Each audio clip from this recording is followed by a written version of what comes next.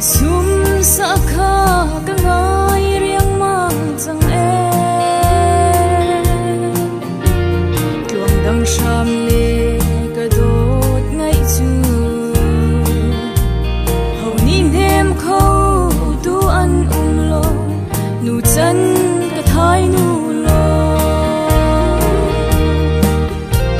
fi ruk doi re a chu a zona chung toal chung in rak chuan ve lo ngai nak be sa ka chan ha le ka cha nan bu mo tin rak hal na lo an chim ko la na cha mi khi za he nang ngai ka sham na hi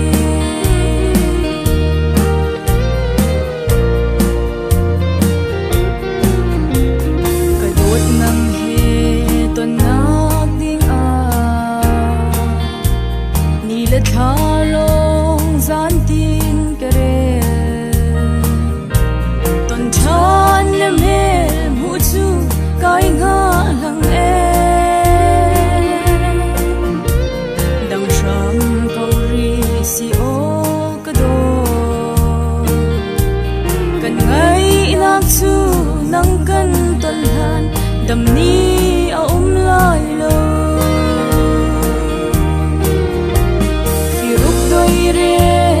chu a zon a chung toal chung in rak chuan ve lo ngai nak be sa ka chan ha le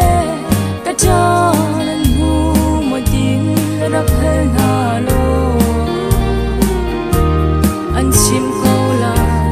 na cha mi khi za he nang ngai ka sham na hi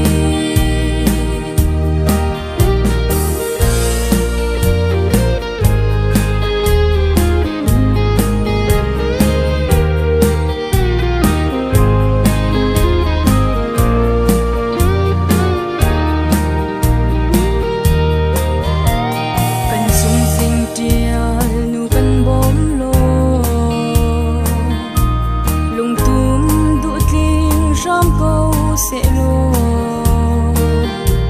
sak nem run in ban sai kare ni chu zetle kut nem te tai chang la chan ti lo in ban chial main kan lem ti chan te la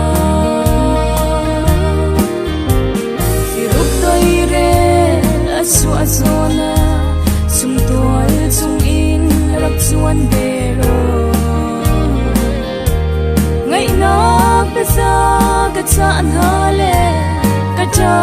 nan bu mo tin rak hal na lo an chim ko la na cha mi khi za he nang ngai ka sham na hi an chim ko la